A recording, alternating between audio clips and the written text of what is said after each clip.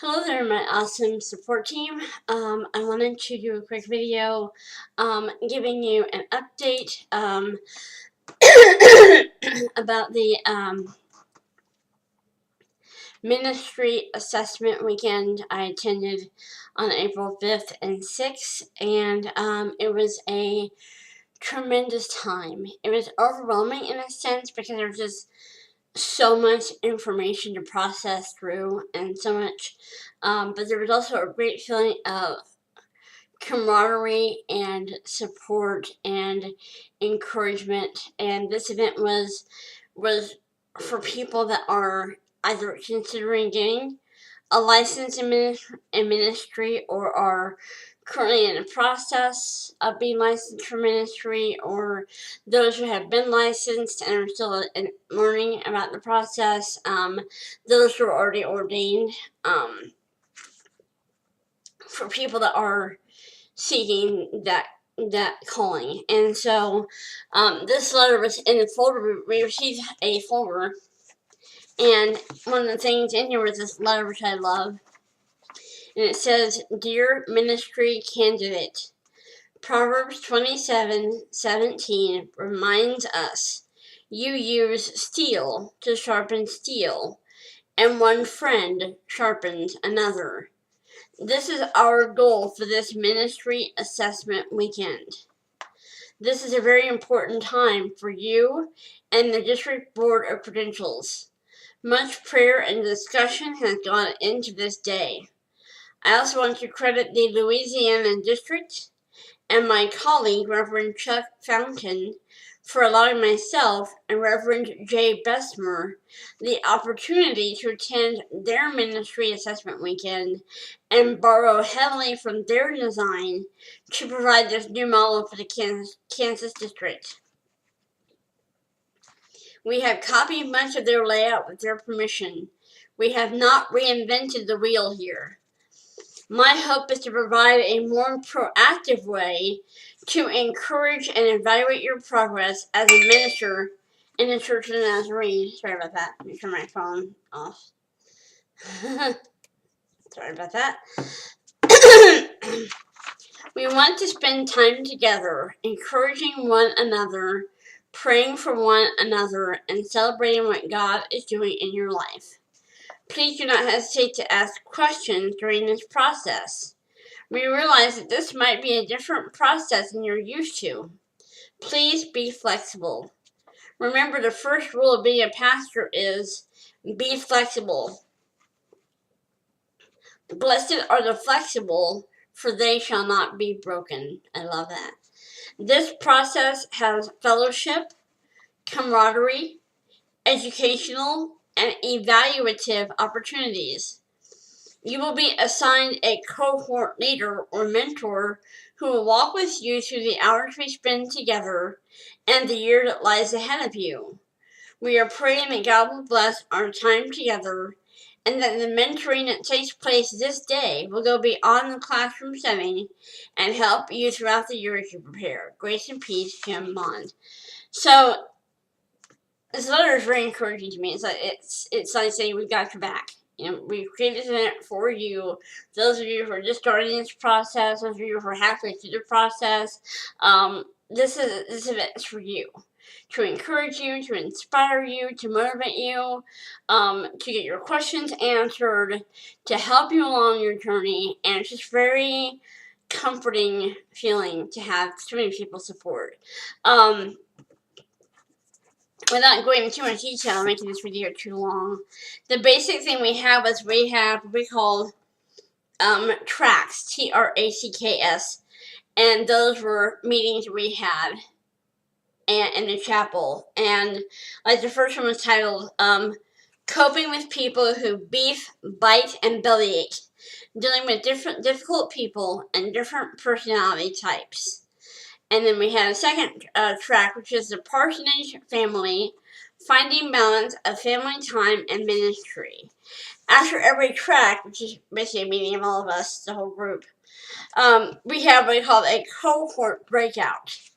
That was where we would meet with the pastors from our zone, pastors that were in our within a certain radius of our church location. And so we met with pastors from neighboring towns and cities that were close to us and geographically. And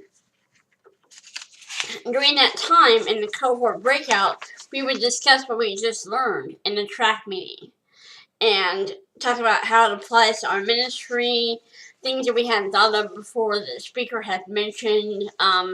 It gave us ideas of a fresh way to look at something, that kind of thing. And then so we had 2 tracks or 2 meetings on Friday, and we had 3 on Saturday, and so it was wonderful.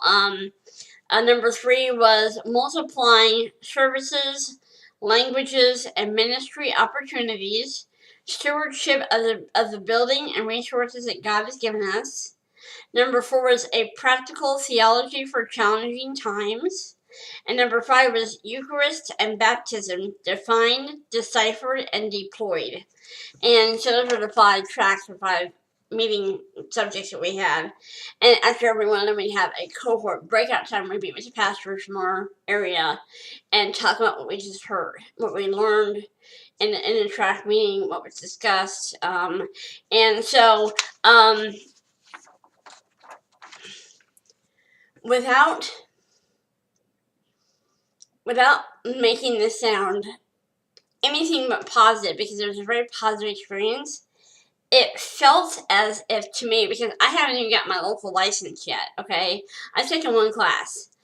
It felt as if, and I'm wrong in this, but it felt as if this event, this weekend, was more for people who are already ordained, already heavily involved in youth ministry or teen ministry or children's ministry, or it was like for people that are already engaged actively in ministry, and I almost felt as if we needed to have a cohort, a track meeting, cohort breakout. Those of us that haven't even gotten our license yet, those of us are still babies in the process, to kind of say, this is what to expect in your first year, this is what it's going to be like, this is what you're going to be expected to do, this is what we require of you. I would have appreciated more awareness and knowledge of what to expect in my first year after I received my local license. It was, don't get me wrong, it was an amazing, tremendous event, and I did learn a lot of things there. They have really good food, which I'm a food person, so, I was all about that. So, really good food, really good snacks. It was a wonderful time, and to be able to go with my pastor made it even more special, because he and I have a very special friendship, and to be able to experience this with him was really meaningful to me. Now, tomorrow morning, which is going to be Tuesday, April the 9th, we are having our next church board meeting. And at that meeting, I'm going to be asking the board to approve me for a local license. Once I have a local license, I'll take the next class. So, next class is going to be on the Old Testament. So, yeah, I'm excited and scared and nervous. I think all those emotions are totally normal when you're going into an area that you really don't have a whole lot of knowledge about or experience in. It's okay to have those emotions. But I'm excited. I learned a lot at the ministry event. It was an amazing time, and to be in the cohort breakout with pastors in your area was really important, really meaningful to me, to know their names and what their struggles are and what they're learning about and what they're, I'll read off a couple of these names here, but not last names.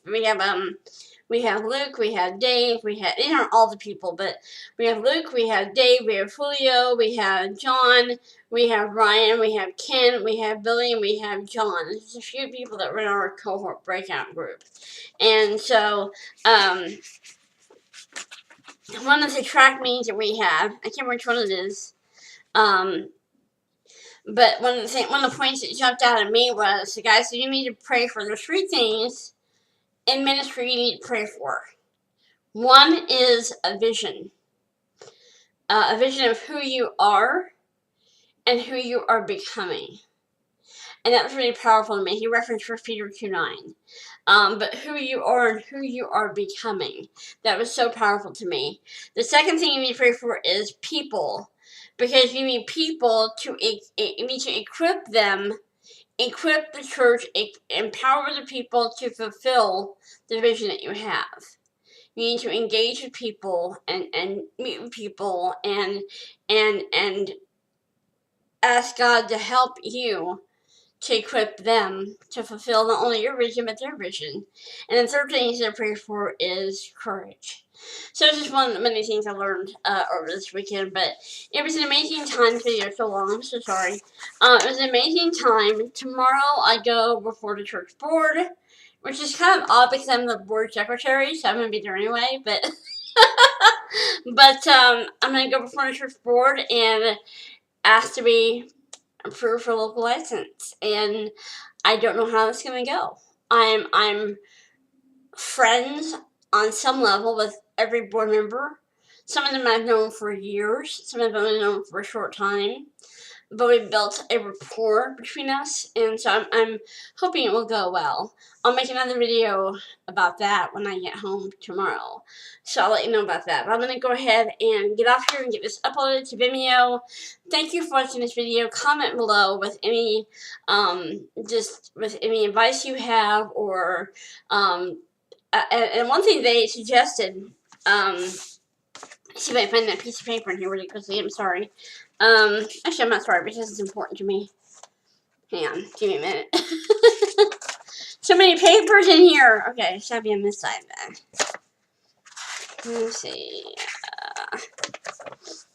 Boop, boop, boop. There it is. Okay. So this is the step-by-step process for ministry. And right here it says, request for local minister's license, which I'll be asking for tomorrow, asking for approval for. And right after local minister's license, it says establish prayer partners.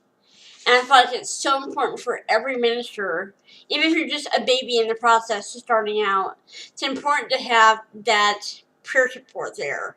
So if you want to be a prayer partner and be praying for me in this process, comment below and tell me that. Just say, hey, I'll be praying for you every day. I'll lift you up to the Lord. You know, let me know if you want to be a prayer partner of mine. I would greatly appreciate that. Sorry. Yeah. So yeah, right below the minister's license is establish prayer partners. So if you want to be a prayer partner, let me know. Comment below and let me know that. Thank you for your support, for your love and encouragement. I will talk to you guys in my next video. Bye.